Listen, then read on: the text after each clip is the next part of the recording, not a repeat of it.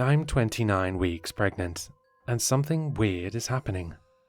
For some context, I live in the South, the deep South. I moved here on a whim for a change of scenery, right before the pandemic started. As a result, I haven't made a single friend here. Between the pandemic, my own anxiety, and just generally not being a very social person, I'm on my own. My parents live across the country. My best friend moved to a different country, and the only people I interact with regularly, in person, are the people at my OBGYN's office. That is, until recently. But I'll get to that. First, I think I need to explain a little bit about my situation, so that what I'm about to tell you makes a little more sense. Or maybe it won't matter either way.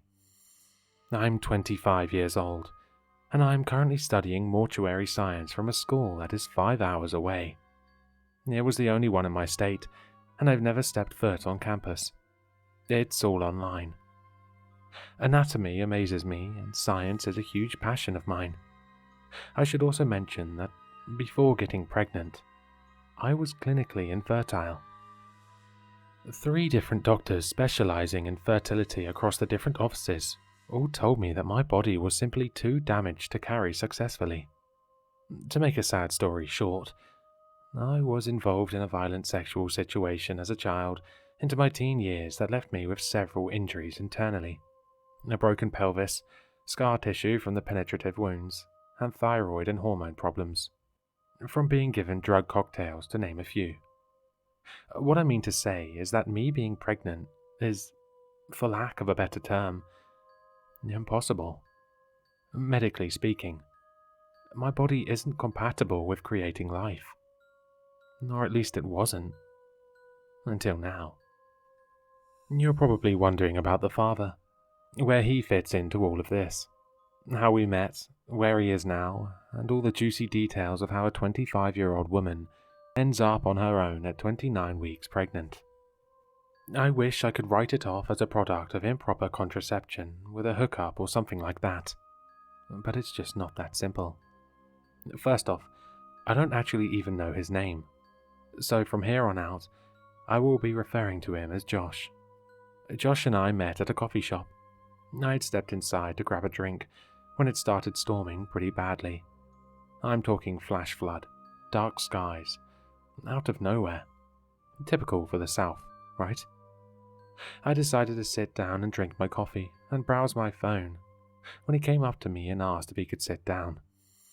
I'm not a social person, so I imagine he perceived me as awkward or quiet. We talked about the storm and what I was drinking. He talked about how storms remind him of camping with his family. Normal shit, okay? So, whatever. The rain ends and I leave and think nothing of it. Then I see him again. Or rather, he sees me, I guess. In a fucking Publix of all places. We speak small talk again, and somehow ended up on the topic of religion. Something about fate and universes lining up. He tells me he actually runs a very small congregation nearby, and would love to have me attend. I'm not religious, but I'm not exactly against it. So I took the card he gave me with the information and said I'd make it if I could. He assured me everyone was nice and normal and accepting of all walks of life. Thinking about it now, I probably seemed like an easy target. I was radiating loneliness and had mentioned a few times that I don't really know my way around because I didn't go out much. I went. To the event, I mean. And my mum told me it would be a good way to make friends. I don't really know how to explain the people I met that night. Each and every one of them grabbed my hands when we met, thanking me for coming, assured me that I was making the right decision, and praised Josh and the community they had built together. I'm not from the South. Maybe it's normal here to be so touchy and warm, but I felt awkward. There were some organized get-to-know-you activities, which, again, seems weird for a church night.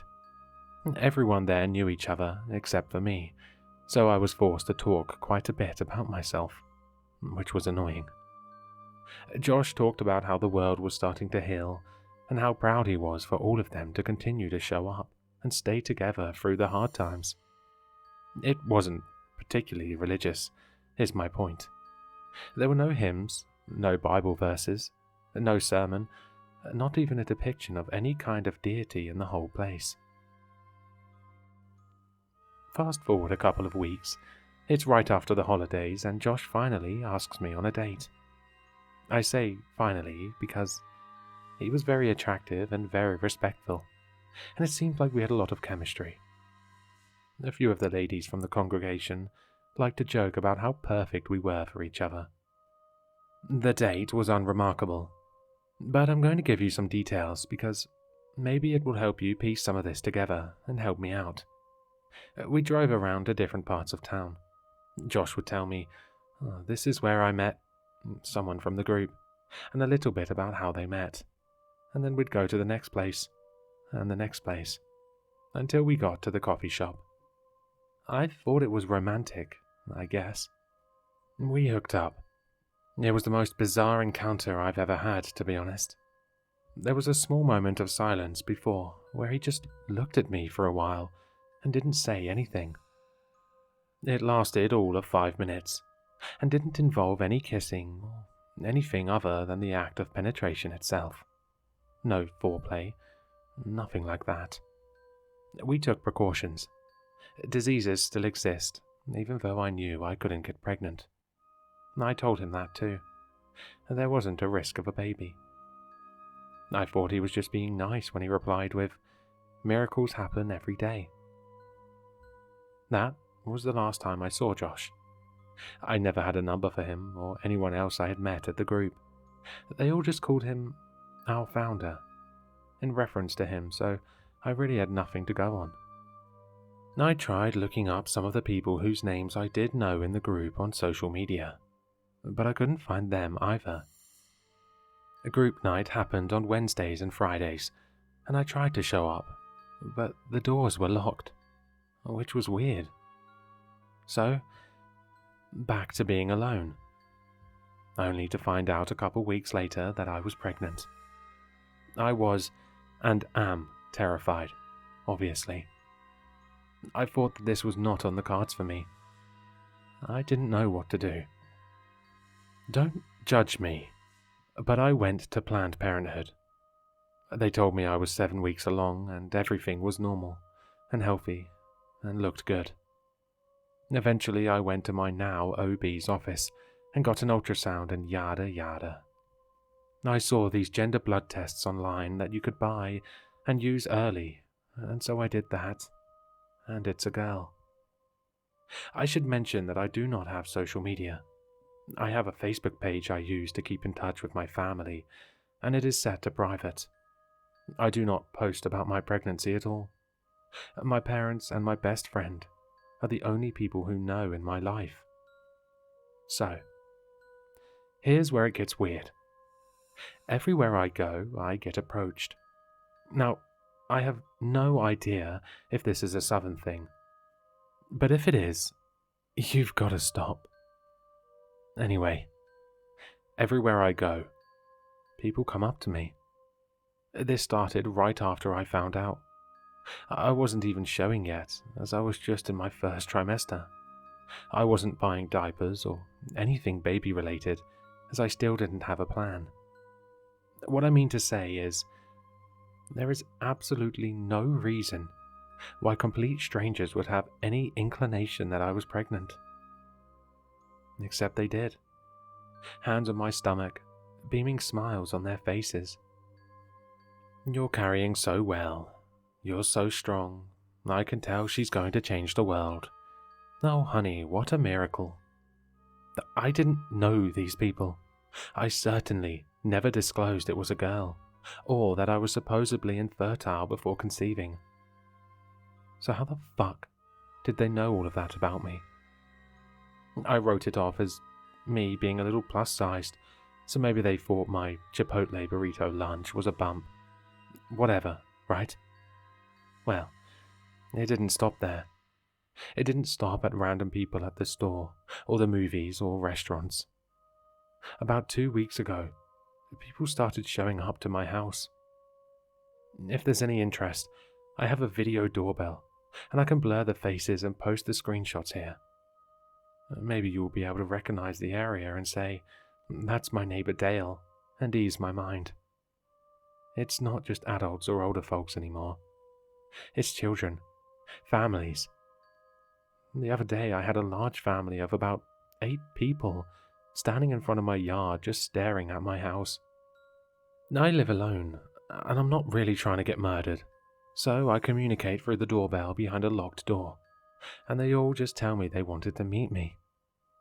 The other day I went to the movies. Thor is really good, by the way.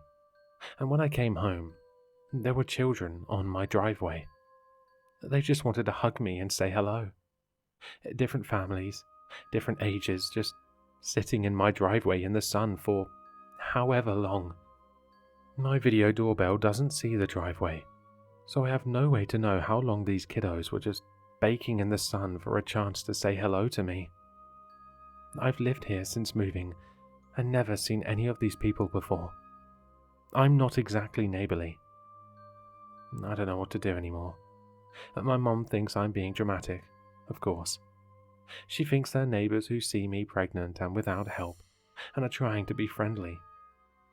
But I can't shake the feeling there is something else going on. Am I crazy? Does any of this make sense? Nobody has done anything to me even remotely scary or threatening. The exact opposite. They're so nice and warm and comforting and, honestly, exactly what my life is missing. I'm torn between letting this warmth envelop me and my unborn child, or moving, or something to get away from the weirdness. There's another woman on my porch right now. She just keeps saying, "So wonderful."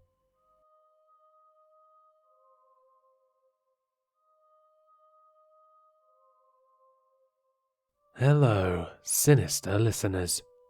If you've enjoyed this story, then you'll find all the author's information in the description below. For more content, be sure to like, comment, and subscribe to succumb to the sinister.